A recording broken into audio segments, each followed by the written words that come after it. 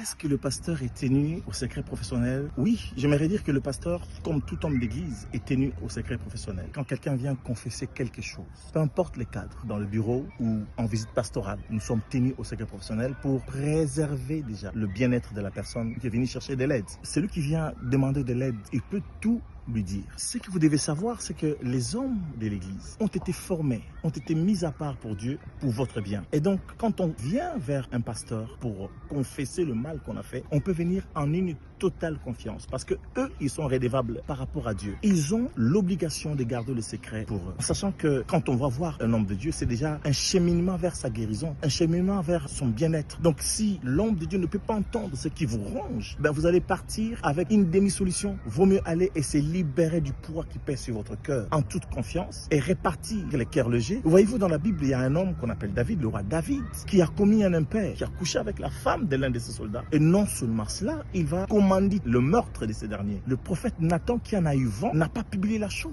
Il a gardé le secret pour lui. Mais dans la confrontation entre David et Nathan, on voit comment est-ce que cet homme, Nathan, le prophète, a réagi selon le cœur de Dieu. Il a libéré le mot pardon auprès du roi David et David a pu faire son retour vers la lumière, son retour vers le bon chemin. Moi, je crois qu'on peut vraiment tout dire à un homme de Dieu sans rien cacher et sans que l'homme de Dieu ne porte jugement. On n'a pas la vocation de vous juger. Et je terminerai par une phrase extraordinaire. Saint Paul va dire ceci: les pasteurs, les ministres sont là pour le perfectionnement des croyants. Soyez-en sûrs, motus bouche cousue. Lui, il a des comptes à rendre à Dieu. Alors, si vous avez des questions, n'hésitez pas, postez-les-moi dans vos commentaires et je prendrai un grand plaisir à vous répondre.